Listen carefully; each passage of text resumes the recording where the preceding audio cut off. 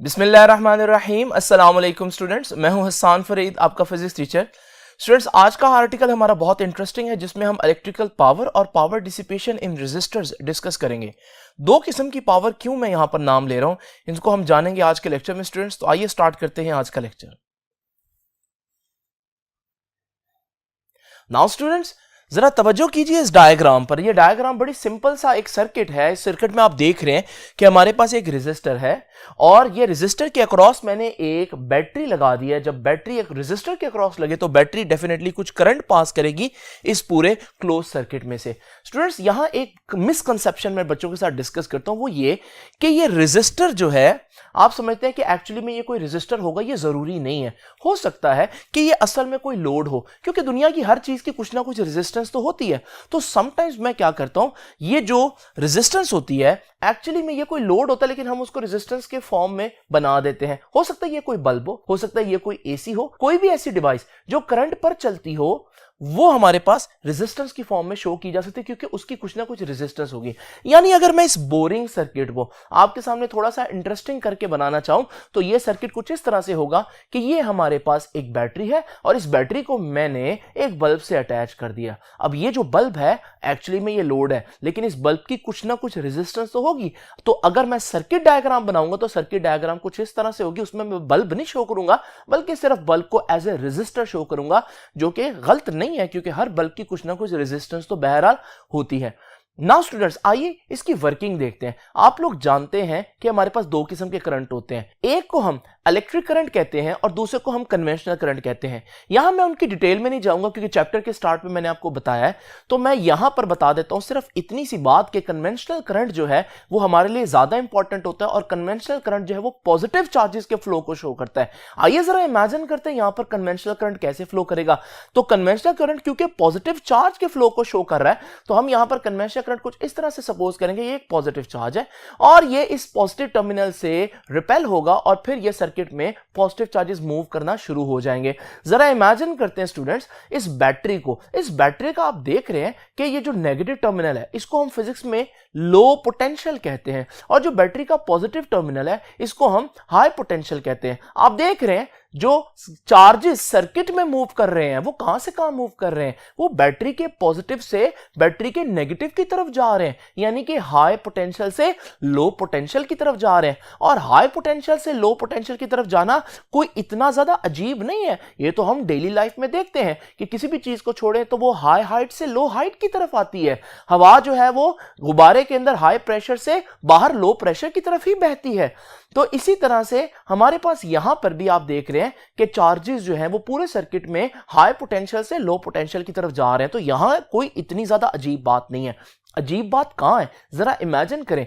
Follow करते हैं इस पॉजिटिव चार्ज को। आपने देखा ये पॉजिटिव चार्ज कहां एंटर हो रहा है, ये पॉजिटिव चार्ज जो है ये बैटरी के नेगेटिव टर्मिनल पर एंटर हो रहा है, दूसरे अल्फाज में लो पोटेंशियल पर एंटर हो रहा है। और फिर ये कहां को जा रहा है बैटरी के अंदर, अगर आप गौर से देखें ये बैटरी के अंदर पॉजिटिव पोटेंशियल यानी हाई पोटेंशियल की तरफ जा रहा है। यानी बैटरी के अंदर एक अजीब बात हो रही है और वो क्या है कि बैटरी के अंदर चार्जेस लो पोटेंशियल से हाई पोटेंशियल पर जा रहे हैं और चीजें लो से हाई खुद नहीं जाती। क्या कोई मार्कर जो है मैं यहां पर छोड़ूं तो वो खुद ब खुद ऊपर जाएगा? नहीं, ज्यादा हाइट की तरफ खुद ब खुद नहीं जाएंगे, लेकिन नीचे खुद ब खुद जाएंगे क्योंकि वहां हाइट कम हो रही है, एनर्जी कम हो रही है। तो अगर हम बैटरी के अंदर देखें तो बैटरी के अंदर अजीब बात यह है कि चार्जेस जो हैं वो नेगेटिव पोटेंशियल से पॉजिटिव पोटेंशियल की तरफ जा रहे हैं, लो से हाई जा रहे हैं और यह काम खुद ब खुद नहीं हो सकता। तो फिर क्या हो रहा होगा? डेफिनेटली बैटरी कुछ ना कुछ काम कर रही है, वर्क कर रही है, एनर्जी दे रही है पार्टिकल को कि पार्टिकल लो पोटेंशियल से हाई पोटेंशियल की तरफ जाए। आप इसको यूं इमेजिन कर सकते हैं कि ये बैटरी नहीं है बल्कि एक शख्स है जो चार्जेस को लो पोटेंशियल से उठाता है और हाई पोटेंशियल पर फेंक देता है और फिर वो चार्ज जो है वो हाई पोटेंशियल से लो पोटेंशियल खुद ब खुद मूव करता रहता है। ये बड़ी जबरदस्त एनालॉजी है अगर आप अंडरस्टैंड करें कि बैटरी एक्चुअली में ये काम कर रही है। और ये काम करना यानी कि लो पोटेंशियल से हाई पोटेंशियल पर चार्ज को लेकर जाना, इट रिक्वायर्स एनर्जी। इसका मतलब बैटरी एक ऐसी चीज है जो चार्जेस को लो से हाई पर भेजने के लिए एनर्जी प्रोवाइड कर रही है। तो स्टूडेंट, सबसे पहले तो मैं वो एनर्जी फाइंड आउट करूंगा। तो मैं यहां पर लिख देता हूं कि इन बैटरी या सेल भी कह सकते हैं, the charge is moving from low potential, यानी कि लो पोटेंशियल का मतलब क्या है, नेगेटिव पोटेंशियल, और कहां पर जा रहे हैं, टू हाई पोटेंशियल, और हाई पोटेंशियल का मतलब क्या है जी, पॉजिटिव पोटेंशियल। और ऐसा करने के लिए तो क्या चाहिए, एनर्जी चाहिए। लो से हाई चीजें खुद ब खुद नहीं जाती, तो इसका मतलब हेंस क्या साबित हुआ, battery is providing energy, battery is providing energy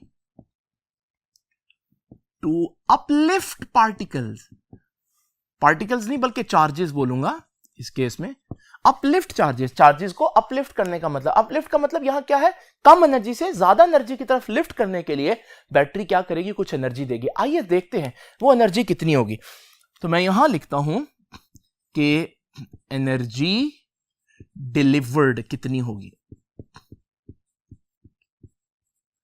अच्छा, एनर्जी अगर आपने निकालनी है तो उसका आसान तरीका क्या है, आप वर्क निकाल लें, work in energy are the same thing. तो जितना बैटरी वर्क कर रही है इसका मतलब वो उतनी एनर्जी प्रोवाइड कर रही है। तो मैं कह सकता हूं एनर्जी अगर आपने निकालनी है तो वर्क निकालना। और इलेक्ट्रोस्टैटिक्स में वर्क का फॉर्मूला था कि पोटेंशियल कितना चेंज हुआ मल्टीप्लाई बाय कितना चार्ज उस पोटेंशियल डिफरेंस पर उसने मूव करवाया। तो ये हमारे पास फॉर्मूला, इसको मैं एक्सप्लेन नहीं करूंगा, ये पहले हम लोगों ने पढ़ा कि हमारे पास वर्क कितना होता है, कि कितने चार्जेस हैं और कितने चार्जेस कितने पोटेंशियल के थ्रू मूव कर रहे हैं, कितने पोटेंशियल डिफरेंस में मूव कर रहे हैं। तो आप इनको मल्टीप्लाई करेंगे तो आपके पास एनर्जी डिलीवर्ड आ जाएगी। नाउ स्टूडेंट्स जरा तवज्जो कीजिए, एनर्जी का कॉन्सेप्ट ना इतना ज्यादा अच्छा नहीं है। क्यों? इसमें एक लूप होल है, मैं आपको बताता हूं। जरा इमेजिन करें, मैं आपके सामने दो लोगों की बात करता हूं कि एक शख्स जो है वो 100 जूल वर्क करता है और दूसरा शख्स जो है वो 20 जूल वर्क करता है। बताइए इनमें से कौन ज्यादा ताकतवर है? अब आपने दोनों की ताकत का अंदाजा करना है, आप फौरन ही बोलेंगे यार 100 जूल जो काम कर रहा है तो डेफिनेटली वो ज्यादा पावरफुल होगा। अब मैं इस क्वेश्चन को दोबारा से आपके सामने रिफ्रेज करता हूं।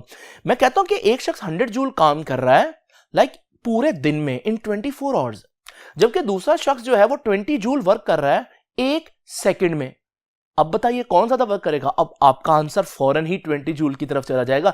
इसका मतलब किसी शख्स की ताकत का अंदाजा करने के लिए सिर्फ वो कितना काम कर रहा है ये इंफॉर्मेशन काफी नहीं है, बल्कि वो कितने टाइम में कितना काम कर रहा है, आपको वर्क को टाइम के लिहाज से देखना पड़ेगा, ये इंपॉर्टेंट है। और जब आप वर्क को टाइम के लिहाज से देखते हैं तो वो वर्क रहता ही नहीं, वो तो पावर बन जाता है। Because what is power? Power is rate of doing work, कितने टाइम में कितना काम करें इसे हम पावर बोलते हैं। तो एनर्जी डिलीवर्ड मैंने निकाल ली, ये वो एनर्जी है जो बैटरी ने चार्जेस को दी। लेकिन मैं बैटरी को अगर सही मानों में जज करना चाहता हूं तो फिर मैं एनर्जी नहीं पावर की बात करूंगा। यही तो आज का हमारा आर्टिकल है कि इलेक्ट्रिकल पावर नॉट एनर्जी। तो स्टूडेंट्स पावर कैसे निकालेंगे? पावर निकालना कोई इतना मसला नहीं है।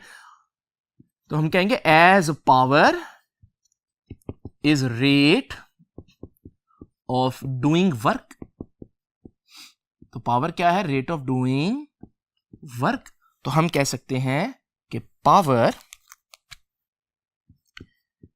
Is how much you work in how much time.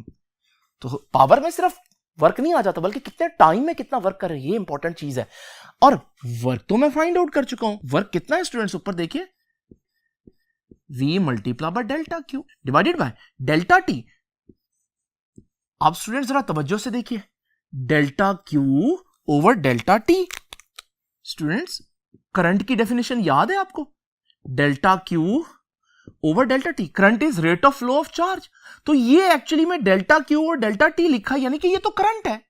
तो फिर मैं लिख सकता हूं कि पावर डिलीवर्ड किसके बराबर आई? V और साथ delta Q over delta T तो करंट होता है, तो VI। This is very important formula. आप देख रहे हैं ये वो पावर है जो बैटरी ने चार्जेस को दी, यानी कि डिलीवर की है, इसलिए मैंने इसको लिखा पावर डिलीवर्ड। और पावर डिलीवर्ड कितनी है जी? VI। यानी कि पावर तो निकालना बहुत आसान है, आपको सिर्फ वोल्टेज पता हो और करंट कितना गुजर रहा है वो पता हो, तो आप इनको मल्टीप्लाई करें, यही आपके पास पावर आ जाएगी। नाउ स्टूडेंट्स जरा तवज्जो कीजिए, बैटरी ये पावर दे रही है, लेकिन ये पावर यूज कहां हो रही है? आइए चलते हैं अपने ओरिजिनल एग्जांपल की तरफ और उस एग्जांपल में देखते हैं कि जब बैटरी ने करंट दिया तो वो जो हमारा लोड था उसमें क्या इफेक्ट आया। अगर आप लोड को हाथ लगाएं तो आपको पता चलेगा लोड तो बहुत गर्म हो गया है। ये हीट जो निकल रही है लोड से हर सेकंड में, डेफिनेटली ये कहां से आ रही है? ये वो जो बैटरी ने एनर्जी दी है वो ही पावर जो है वो बल्ब जो है वो हीट की फॉर्म में खर्च कर रहा है, डिसिपेट कर रहा है, जाया कर रहा है। ये है पावर डिसिपेशन। अभी तक हम पढ़ रहे थे वो पावर जो बैटरी दे रही थी, अब हम पढ़ेंगे वो पावर जो चार्जेस लूज करेंगे रेजिस्टर के अंदर, और वो वही होगी जो हमारे पास बैटरी ने दी थी। तो law of conservation of energy कहता है ना कि जितनी पावर आपके पास इनपुट होती है उतनी ही आउटपुट हो सकती है, उससे ज्यादा नहीं हो सकती। तो यहां पर भी ऐसे ही होगा। तो याद रखिएगा, जब हम पावर डिलीवर्ड की बात करते हैं तो पावर डिलीवर्ड में हम कह सकते हैं कि ये वो पावर है जो बैटरी ने दी। तो हम कहेंगे कि जी according to law of conservation of energy, हम कह सकते हैं law of conservation of energy के मुताबिक पावर डिसिपेट जो होगी, डिसिपेट मतलब जो खर्च होगी लोड के अंदर, पावर डिसिपेशन, लोड मतलब रेजिस्टर के अंदर, मैंने यहां रेजिस्टर बोला, मैंने आपको बताया असल में ये रेजिस्टर कोई भी चीज हो सकती है, ठीक है। पावर डिसिपेशन किसके बराबर होगा? पावर डिलीवर्ड के बराबर होगा। जितनी पावर बैटरी देगी उतनी ही पावर जो है वो हमारे पास डिसिपेट भी होगी अगर हमारे पास रेजिस्टर लगा हुआ है। नाउ स्टूडेंट्स, ये बात हमारे पास बहुत इंपॉर्टेंट है। अब यहां से पावर डिसिपेशन फिर किसके बराबर है? पावर डिसिपेशन, क्योंकि पावर डिलीवर्ड के बराबर है, और पावर डिलीवर्ड कितनी आई है? VI, तो पावर डिसिपेशन भी कितनी आएगी? VI ही आएगी। यानी बल्ब कितनी पावर कंज्यूम करेगा? वो है VI, यानी वो ही फार्मूला है, वोल्टेज और करंट को आपने मल्टीप्लाई कर देना है। तो हमारे पास एक पावर का फार्मूला आ गया। ये जो पावर का फार्मूला था ये पावर डिलीवर्ड थी, ये पावर का जो फार्मूला है ये पावर कंज्यूम्ड है या पावर डिसिपेटेड है। लेकिन यहां फार्मूला खत्म नहीं होता, इस फार्मूला से आगे हमारे पास दो और बहुत इंपॉर्टेंट फार्मूला बनते हैं। लेकिन उससे पहले मैं एक बात बता दूं कि ये जो पावर है इसको हम हमेशा वॉट में मेजर करते हैं। बहुत इंपॉर्टेंट बात है, power is measured in what. ये इलेक्ट्रिकल पावर है, इससे पहले हमने मैकेनिकल पावर पढ़ी है। जिस मर्जी एनर्जी की पावर हो आपके पास वो हमेशा वॉट में मेजर होती है। आइए देखते हैं इसके मजीद क्या फार्मूला बनते हैं।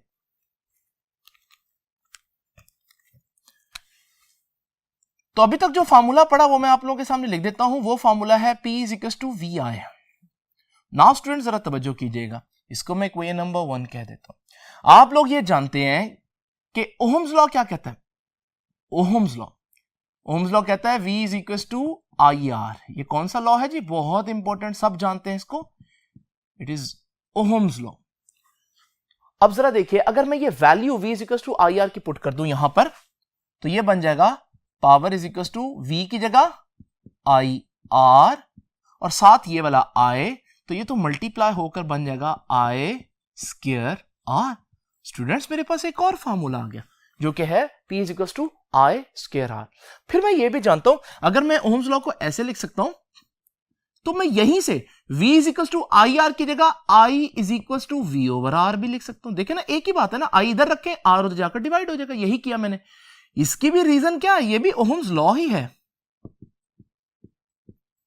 और ये अगर I की वैल्यू यहां पुट कर दूं तो स्टूडेंट जरा तवज्जो कीजिएगा, P = I का स्क्वायर, करंट का स्क्वायर, और बाहर आएगा R। अब ये करंट कितना है ये मैंने निकाला, V/R। अब स्टूडेंट जरा तवज्जो कीजिए, स्क्वायर लेंगे, ये आ जाएगा V²/R² इंटू R। एक R से कैंसल, तो हमारे पास फॉर्मूला क्या आया? P = V²/R। स्टूडेंट्स कितने हो गए टोटल फार्मूला? हमारे पास 3 फार्मूले हो गए। अभी पहला फार्मूला तो जनरल फार्मूला है, ये तो कहीं पर भी अप्लाई हो सकता है। लेकिन दूसरे जो 2 फार्मूले ना, इन फार्मूलों में एक खास बात है जो अभी आप लोगों ने नोट नहीं की, लेकिन मैं अभी आप लोगों को बताता हूं। जरा तवज्जो कीजिए स्टूडेंट्स, मैं इन दोनों फार्मूलों को यहां पर लिख देता हूं। एक फार्मूला है P = I²R और दूसरा फॉर्मूला है P = V²/R। क्या आपने कुछ खास बात नोट की दोनों फार्मूला में? अगर आपने नोट किया हो तो वो ये बात है कि दोनों फार्मूले कंट्राडिक्ट कर रहे हैं, एक दूसरे के अगेंस्ट जा रहे हैं मायने के लिहाज से। अगर हम देखें कैसे, ये देखिए यहां पर पावर और रेजिस्टेंस दोनों ऊपर है, यानी कि मैं कह सकता हूं इस केस में पावर रेजिस्टेंस के डायरेक्टली प्रोपोर्शनल है। ठीक हो गया। लेकिन जरा यहां देखें, यहां रेजिस्टेंस नीचे आ रही है, यानी कि यहां मैं कहूंगा पावर रेजिस्टेंस के इनवर्सली प्रोपोर्शनल है। ये क्या बात हुई? एक ही फार्मूला से ये दोनों फार्मूला निकले, लेकिन दोनों के रिजल्ट्स बिल्कुल एक दूसरे के ऑपोजिट जा रहे हैं। नाउ स्टूडेंट्स, इस चीज को हम कैसे एक्सप्लेन करें, जरा तवज्जो कीजिए। एक मिस्टेक हम क्या करते हैं, हम दो चीजों को ऊपर देखकर फौरन डायरेक्टली प्रोपोर्शनल कह देते हैं, लेकिन उससे पहले हमें एक बात नोट करनी होती है, वो ये है कि दो चीजें आपस में तब डायरेक्टली प्रोपोर्शनल होंगी जब वो जो तीसरी चीज बीच में आ रही है भाई वो कांस्टेंट हो। इसका मतलब मैं power is directly proportional to resistance कह सकता हूं, लेकिन शर्त यह है कि I यानी कि करंट रिमेन्स कांस्टेंट। तो यह शर्त भी लिखनी पड़ेगी, when current is constant, current is same. तो ये देख लीजिए कि पावर रेजिस्टेंस के डायरेक्टली प्रोपोर्शनल भी हो सकती है, लेकिन कब?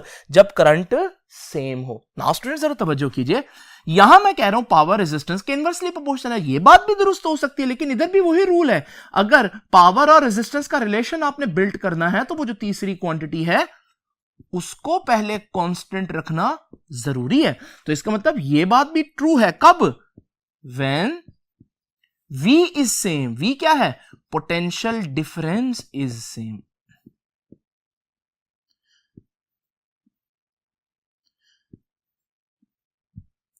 तो स्टूडेंट्स, आप लोगों ने देखा कि हमारे पास अक्सर बच्चे समझते हैं कि ये फार्मूला कंट्राडिक्ट कर रहे हैं, लेकिन ये फार्मूला कंट्राडिक्ट नहीं कर रहे। ये फार्मूले दो अलग-अलग जगहों पर अप्लाई होंगे। ये फार्मूला वहां अप्लाई होगा जब करंट सेम होगा, ये फार्मूला वहां अप्लाई होगा जब पोटेंशियल डिफरेंस सेम होगा। आप ये भी पूछेंगे करंट कब सेम होगा। आइए जरा देखते हैं स्टूडेंट्स। इमेजिन करें मेरे पास दो लोड्स हैं, अगर मैं इन दोनों को इस तरह से जोड़ूं, तो इसको मैंने आपको बताया था, इसे कहते हैं ये सीरीज में जोड़ा है मैंने। अब जब मैंने सीरीज में जोड़ा, आपको पता है करंट के पास कोई रास्ता नहीं है, तो जितना करंट पहले में से गुजरेगा, अगर 2 एम्पीयर पास करता है तो दूसरे में से भी 2 एम्पीयर करंट ही पास करेगा। यह हो नहीं सकता कि एक में से कम एक में से ज्यादा पास करे। तो करंट सीरीज सर्किट में हर लोड में से बराबर का पास करता है। तो याद रखिएगा, मैं ये भी कह सकता हूं कि पावर रेजिस्टेंस के डायरेक्टली प्रोपोर्शनल होगी, कब? जब करंट सेम होगा। और वो कब सेम होगा? जब सीरीज सर्किट हो। जब सीरीज सर्किट हो, लोड सीरीज में लगे हों, तो फिर हमारे पास पावर रेजिस्टेंस के डायरेक्टली प्रोपोर्शनल होगी। और यहां पर जरा देखिए, यहां पोटेंशियल डिफरेंस सेम है। स्टूडेंट्स, पोटेंशियल डिफरेंस कब सेम होता है? जरा इमेजिन करें स्टूडेंट्स, मेरे पास वही दो लोड हैं और मैं इन दोनों लोड्स को कुछ इस तरह से जोड़ूं, तो जब आप देखेंगे इस तरह से ये जुड़ेंगे, इसे हम बोलते हैं ये पैरेलल कॉम्बिनेशन है। अब जरा इमेजिन करें, अगर मैं इनके साथ बैटरी लगाऊं तो दोनों में से करंट पास करेगा, लेकिन आप देख रहे हैं कि ये जो पॉइंट है जहां से आगे दो लोड स्टार्ट हो रहे हैं, इस पॉइंट पर आकर करंट डिवाइड हो जाएगा। तो इसका मतलब पूरे सर्किट में सेम करंट नहीं है। पीछे से अगर करंट 2 एम्पीयर आ रहा हो तो 1 एम्पीयर इसमें से 1 एम्पीयर इसमें से पास करेगा, तो हर पॉइंट पर करंट तो ना सेम हुआ, किसी जगह पर 2 एम्पीयर है, किसी जगह पर 1 एम्पीयर करंट पास कर रहा है। तो इसका मतलब यहां करंट तो सेम नहीं है, लेकिन याद रखिएगा इन दोनों रेजिस्टर के अक्रॉस जो पोटेंशियल डिफरेंस होगा वो कांस्टेंट होगा। तो इसका मतलब हमारे पास जब हम कहते हैं कि पोटेंशियल डिफरेंस इज सेम, तो लोड्स के दरमियान पोटेंशियल डिफरेंस कब सेम होता है? When they are connected in parallel combination. When they are connected in parallel combination. Now students, ये बहुत इंपॉर्टेंट बात है कि आप लोग देख लीजिए कि सीरीज में क्या होगा और पैरेलल में क्या होगा। अच्छा, जरा मुझे बताइए कि हमारे पास पैरेलल कॉम्बिनेशन में एक खास बात क्या थी जो सीरीज में नहीं हो सकती। स्टूडेंट्स, अगर ये मेरे पास एक सीरीज कॉम्बिनेशन में कुछ लोड्स लगे हुए हैं, अगर इनमें से एक लोड भी खराब हो जाए तो आप देखेंगे दूसरे सारे लोड्स भी ऑटोमेटिकली ऑफ हो जाएंगे। क्यों? क्योंकि करंट के पास कोई और रास्ता नहीं है। अगर एक खराब तो पूरा लोड, सारे के सारे लोड बंद हो जाएंगे। लेकिन जरा तवज्जो कीजिए, पैरेलल में एक खास बात क्या है, पैरेलल में आपके पास करंट क्योंकि डिवाइड हो रहा है, अगर एक लोड जो है वो किसी वजह से खराब भी हो जाए तो भी आप देखेंगे बाकी दोनों लोड्स बिल्कुल काम करते रहेंगे। इसका मतलब यह हुआ कि पैरेलल की निशानी यह है कि एक लोड बंद हो जाए तो सारे नहीं बंद होते। अच्छा, आपके घरों में अगर आप एक स्विच बंद करें, क्या सारे स्विच बंद हो जाते हैं? नहीं ना, जो स्विच बंद करते हैं वो होता है, बाकी चलते रहते हैं। इसका मतलब घरों के अंदर कौन सा कॉम्बिनेशन है? घरों के अंदर बेसिकली पैरेलल कॉम्बिनेशन है। तो घरों में कौन सा फार्मूला सही होगा? घरों में एक्चुअली में ये वाला फार्मूला सही होगा, क्योंकि घरों में पैरेलल कॉम्बिनेशन में हमारे पास जो लोड्स हैं वो लगे होते हैं। यानी कि घर के अंदर जिस लोड की रेजिस्टेंस कम होगी वो ज्यादा पावर डिसिपेट करेगा, उसका बिल ज्यादा आएगा क्योंकि वो ज्यादा पावर का है। तो जरा इमेजिन करें, मेरे पास ये दो बल्ब है और एक बल्ब जो है वो 100 ओम का है, जबकि दूसरा बल्ब जो है वो 500 ओम का है। आपने देखा कि जो हमारे पास बड़ा बल्ब है, जो ज्यादा जिसका बिल आता है, उसकी रेजिस्टेंस कम है। अब जरा इसको मैं अगर पैरेलल में जोड़ूं तो आप देखेंगे कि पैरेलल में जिसकी रेजिस्टेंस कम होगी वो ज्यादा करंट लेगा, तो वो ज्यादा पावर डिसिपेट करेगा। तो ये बात याद रखिएगा कि हमारे पास हैवी लोड कौन सा होता है? जिसकी रेजिस्टेंस ज्यादा होती है? नहीं, हैवी लोड वो होता है जिसकी रेजिस्टेंस कम होती है। फिर वो हैवी क्यों होता है? क्योंकि घरों के अंदर पावर और रेजिस्टेंस का इनवर्स रिलेशन है, तो जिसकी रेजिस्टेंस कम होगी उसकी पावर ज्यादा होगी। यानी कि अगर मैं आपसे पूछूं कि आपके घरों में सबसे ज्यादा पावरफुल चीज क्या है, तो आप कहेंगे सबसे ज्यादा पावरफुल चीज जो है वो एसी है, उसका बिल बहुत ज्यादा आता है, लेकिन उसकी रेजिस्टेंस फिर बहुत कम होगी, क्योंकि उसकी रेजिस्टेंस कम होगी तभी तो पावर ज्यादा आएगी। स्टूडेंट्स, ये था हमारा आज का लेक्चर। आई होप कि आपको पावर डिलीवर्ड, पावर डिसिपेशन, ये कॉन्सेप्ट समझ में आए होंगे और पावर का एक आइडिया आपके दिमाग में अब बैठ गया होगा, और नेक्स्ट टाइम आप घर की अप्लायंसेस को उनकी पावर रेटिंग के हिसाब से यूज भी करेंगे। तो स्टूडेंट्स, आपसे अब इंशाल्लाह मुलाकात होगी।